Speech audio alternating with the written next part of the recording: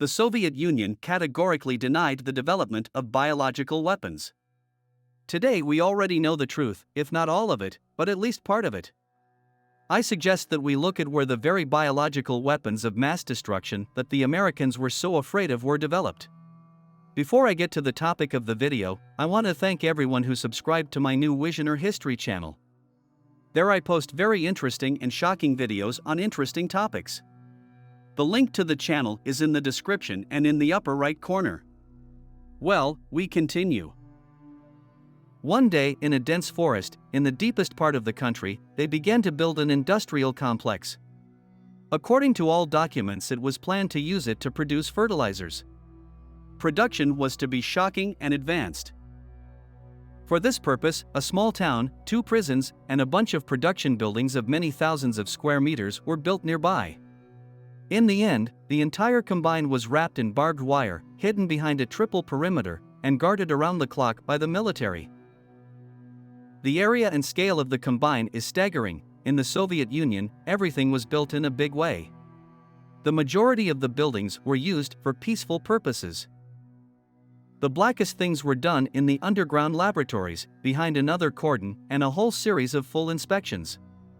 No outsiders were allowed into these quarters, and only carefully selected personnel were allowed inside. Each employee was thoroughly checked on entering as well as on exiting. Medical examinations, decontamination showers, and ultraviolet irradiation were all mandatory procedures for everyone who entered. The structure of the laboratory itself is typical of the Soviet Union. Such structures are often found in military units. It is a rapidly erecting arched structure, with an entrance gate on one side and a human walkway on the other. The laboratory consists of 3 arched hangars built side by side.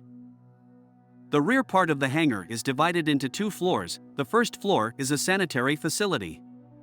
On the second floor is a powerful ventilation system. Unlike most similar structures, this one is made not so much to protect the environment from external influences, but to protect the environment from what is inside. Also on the second floor, in another part, was a small laboratory with its own sanitary facility.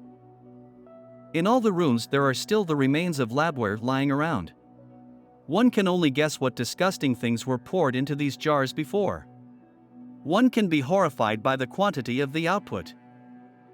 Ready broth in containers was placed on iron trays and sent on racks in special rooms where it ripened. Maybe it is for the best that all this has been abandoned and is not functioning now. Maybe it's for the best, but now it's abandoned and doesn't function anymore. But this is just the tip of the iceberg, only a small laboratory. All the most terrible things were produced in another laboratory, located nearby. A short walk through the compound, a few hermetic doors, and here we are in the main and largest underground laboratory. This is where they used to breed new strains of virus, grow bacteria, and create weapons capable of killing millions of people unnoticed. No, it wasn't an alcohol factory, and it wasn't working on improving Mendeleev's formula. The main material they were working with was smallpox. The goal was to make the virus even more deadly, more resistant to treatment, and more alive in its natural environment. The laboratory consisted of 2 arched hangars connected by passageways. The interior space was divided into 2 floors. In some places the entire volume was occupied by tanks or other units. It is difficult to understand the structure of the interior now, because most of the interior partitions were destroyed. But in addition to the missing walls, you can find a lot more here. For example, in these incubators bacteria were once grown. Bacteria were placed in a noble environment for them, where they actively grew and multiplied. You can still find documentation on the progress of the work, reports, and various logs. But I tried not to rummage around unnecessarily. To be honest, there is not much left of the laboratories themselves, and it is hard to understand what they used to be. Technical part is another matter. It has been preserved in much more comprehensible condition. Although pretty affected by fans of different kinds of metals. Most of the technical communications is air. There was a huge room set aside for compressor room, where different installations were responsible for blowing air into certain rooms, or for creating vacuum where it was needed. Even the lines were painted where and what goes where the vacuum, or just air, where the steam. To be honest, for the first time I met such a designation and was surprised. In addition, the internal filling of the line is marked with different colors. Green air, yellow steam, gray vacuum dye. In addition to all this, the laboratory had its own bomb shelter. That is, this entire complex can be compared to such a small factory, which has everything for autonomous existence and production. Biological weapons, it sounds formidable, but it turns out that this stuff is not so easy to contain.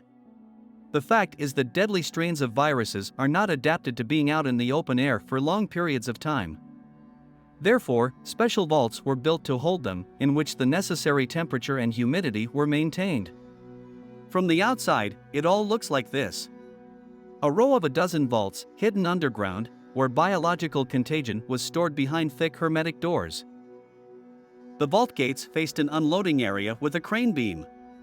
Here the finished material was loaded into trains and sent to combat units. The walls of each storehouse are covered with a system of heat exchangers. You and I are in a large refrigerator, or to put it simply, we are in a huge refrigerator. The temperature here had to be on the limit so that the virus wouldn't die, but also wouldn't continue to develop uncontrollably. As you understand, to operate such a large 10-chamber refrigerator, a huge compressor unit is required.